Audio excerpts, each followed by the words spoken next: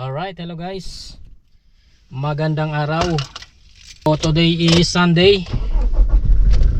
So tayo ay magsa-sideline guys. Meron tayong pipick up yung pasahero sa airport, no? So tayo ay rest day ngayon sa trabaho, pero meron tayong sideline for today. So pera din yun guys, pang gasolina. Right?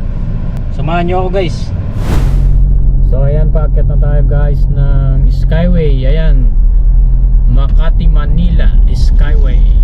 Yun. So nag Skyway na tayo para mabilis tayong makarating sa NAIA Terminal 3, no? Pag exit natin, i-exit tayo ng Terminal 3 mismo eh. So isang isang way lang tayo. Pag exit, di ayun na agad, Terminal 3 na. Mabilis kasi dito sa Skyway. Yun nga lang, eh syempre medyo may kamahalan yung pagbabayad dito sa ayan, 118 ang bayad pagpasok mo pa lang dito sa Skyway from Sukat. Tapos pagbaba natin doon sa sa Terminal 3, another na naman yun, another bayad. So hindi ko lang sure guys kung magkano, 35 ata or 45. So hindi ko lang sure, tingnan natin mamaya kung magkano. Dito na tayo sa Skyway. Dahil linggo ngayon, dapat ang kasama natin ang ating pamilya, yung pamilya ko at anak ko, para syempre mag-bonding kami.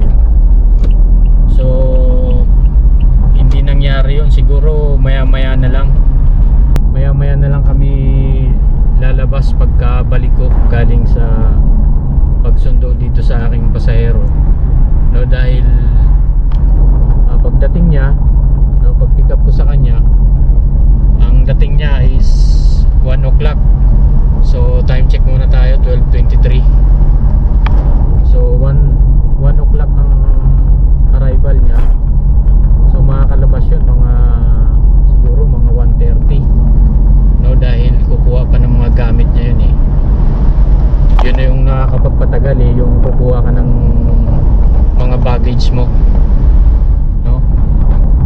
So estimate natin mga 1:30 na makakalabas ng airport yun.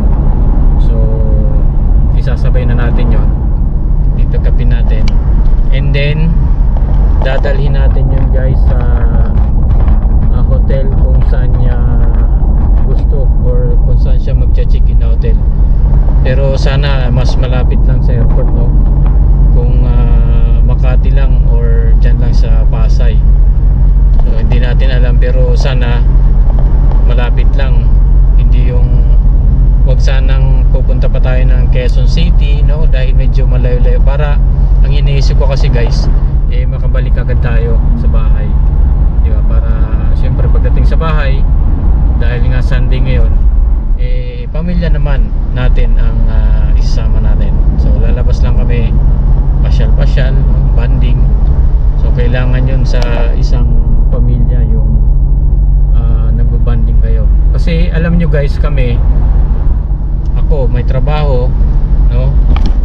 Lunes hanggang Sabado may trabaho talaga ako, araw-araw yan. Yung asawa ko naman ganun din, may trabaho sa sa clinic, no? May clinic yun mula Lunes hanggang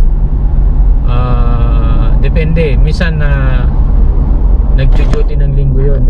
Ngayon nasa bahay siya, off siya ngayon, kaya talagang kailangan kong makauwi agad. At yung anak ko naman, weekdays may pasok yun. Minsan pag Sabado meron pa rin. Kaya linggo lang talaga kami nagkakasama, no?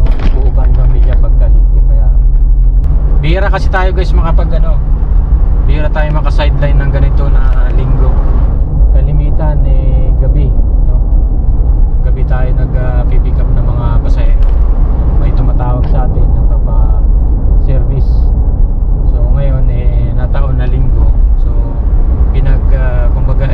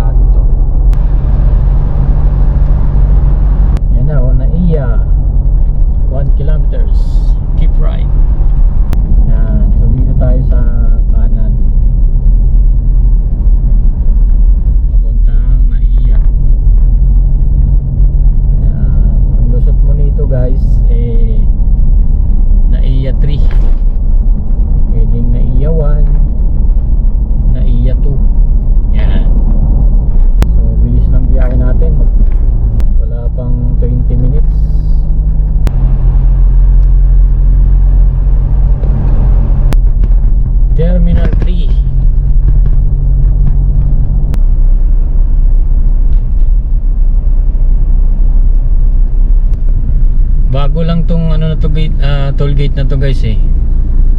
Wala pa atang 5 buwan to na nag-open. So maganda dahil na open na yan, mas mabilis pumunta ng, kung pupunta ka dito sa Terminal 3 mas mabilis. So ang gagawin natin eh magpa-park muna tayo guys.